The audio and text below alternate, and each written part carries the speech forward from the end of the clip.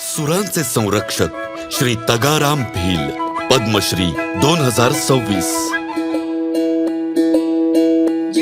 मूल सागरगाव, जैसलमेर, राजस्थान.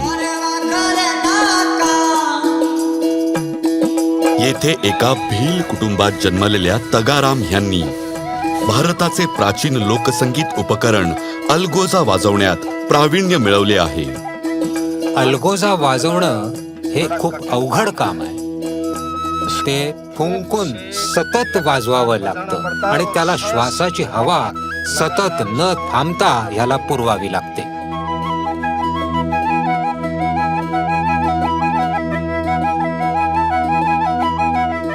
तगाराम यांची सुरुवात अत्यंत सामान्य होती.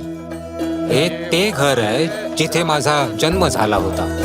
माझे वडील अलगोजा वाजवायचे आणि मला त्यांचे सूर ऐकायला खूप आवडायचे. मी लहानपणी मेंढ्या आणि बकऱ्या चरवताना अलगोजा शिकायला सुरुवात केली. दररोज तासन तास सराव केल्यानंतर मी हे कौशल्य आत्मसात केलं. परिस्थिती कठीण होती, पण तगाराम डगमगले नाहीत. ते रात्रंदिवस आपल्या कलेचा अभ्यास आणि रियाजात मग्न राहिले.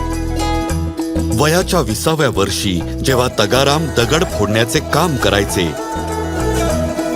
तेव्हा एका संगीत संमेलनात त्यांना अलगोजा वाजवण्याची संधी मिळाली.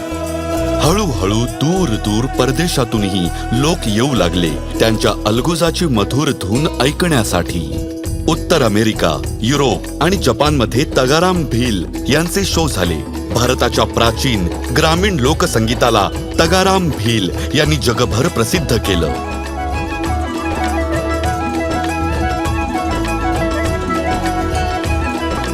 आज तगाराम भील आपल्या गावात अलगोजा शिकवण्याचे केंद्र चालवतात.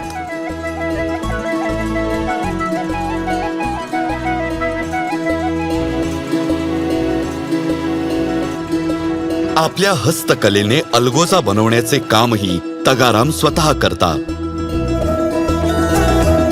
अशा प्रकारे तगाराम भील यांनी आपल्या देशाची ही अनोखी प्राचीन परंपरा आजतागायत कायम ठेवली आहे.